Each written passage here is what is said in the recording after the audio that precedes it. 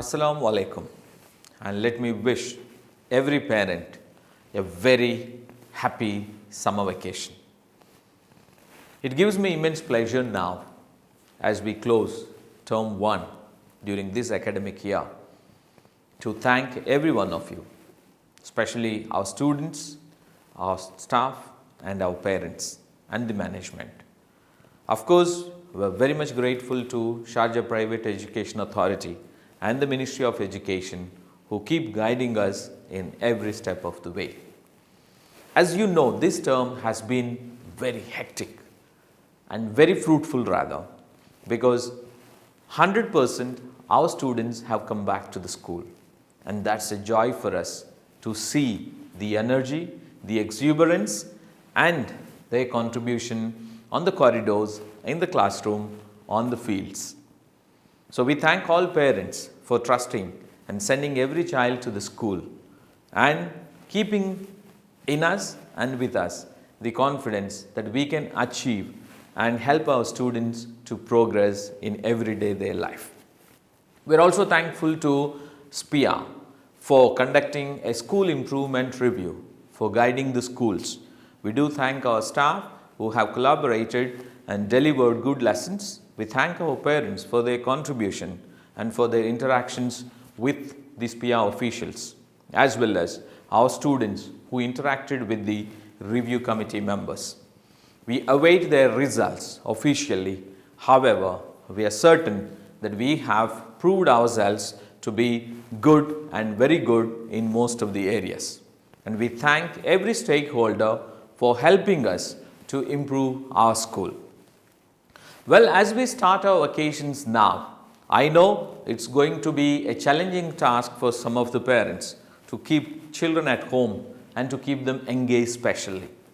In my previous deliberations, I discussed about developing thinking skills. Now this time, I keep continuing on the same series, and this time I will highlight few of the strategies to develop problem-solving skills. Now we know in regular life, we face so many challenges. Every day we encounter with so many issues, so many problems. But every problem always has a solution. That is what maths teaches us in life. And here we can. Simple technique is to brainstorm. Whenever there is a problem, especially you pose it to your child and ask them to think and give various options.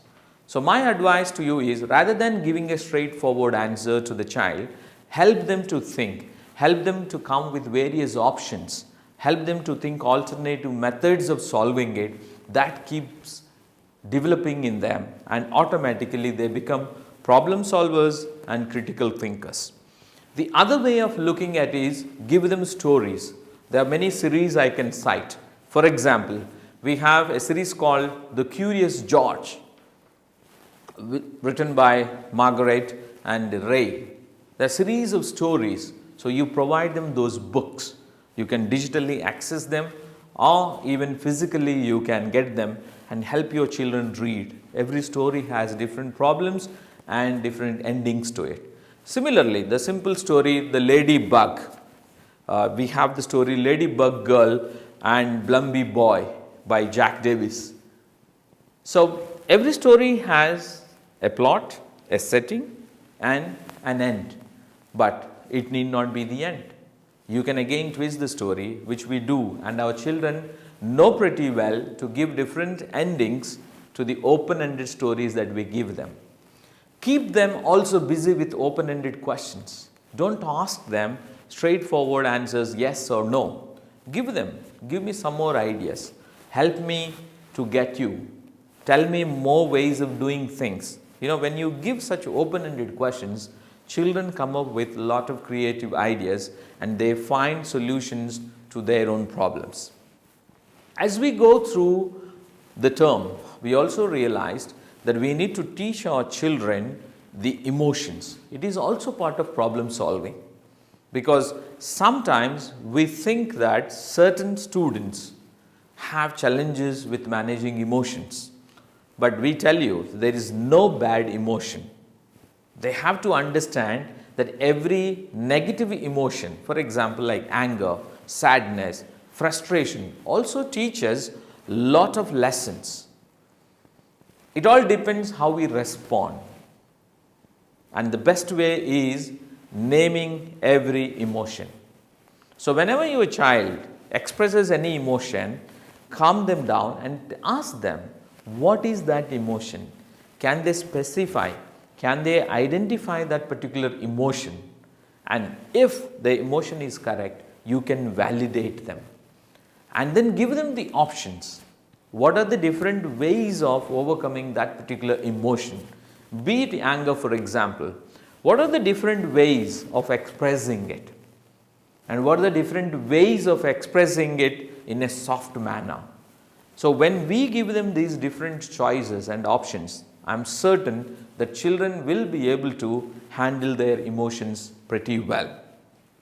Well, the other strategies that you can adopt to develop problem solving is again giving them prompts.